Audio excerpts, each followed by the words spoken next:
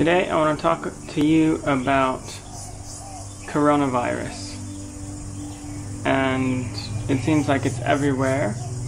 Maybe it doesn't need another voice, but I want to share with you my thoughts on how we should react to it. Now, I'm not talking about strengthening your immune system, but do that. I'm not talking about, the disease itself and the response and all of that stuff. I'm talking about as Christians, as missionaries. How should we look at this? And, for people in America, I'm not in America, but for people in America, I think it's safe to say that life is very different today than it was 3 weeks ago. And how should we think about that? Here's my thoughts.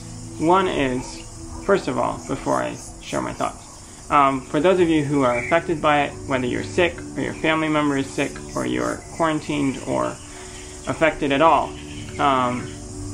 we are praying for you. We're praying for everybody affected by this, and we hope that, as few lives can be lost as possible. But when you're in a situation like this, where there's so many people that are afraid, right? There's a lot of fear and panic going on around the world. And that is a prime opportunity for us as missionaries and Christians, because in moments of crisis, people are more open to a solution to the fear in their heart. So I think most people are going to be more open to talking about God, because let's face it, the world is a little crazier right now than it was a month ago. And when things are uncertain, we want to have a certainty. And we as Christians have a certainty in God. And if we are solidly founded in Him, then,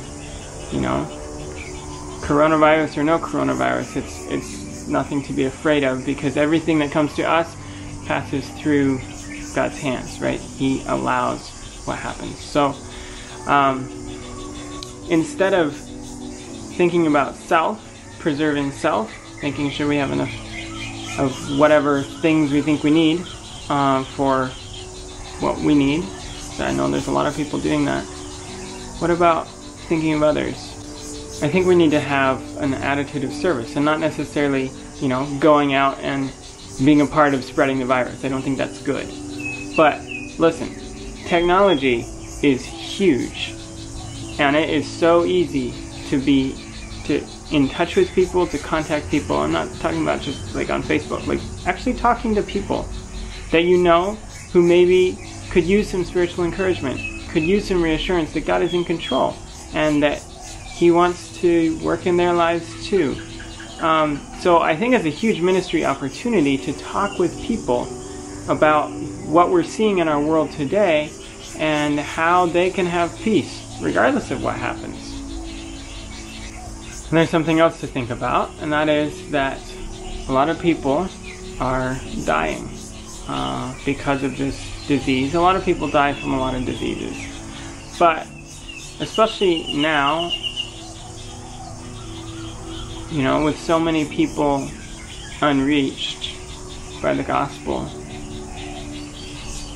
I think people deserve a chance to at least know that God loves them and have that opportunity to choose to follow Him.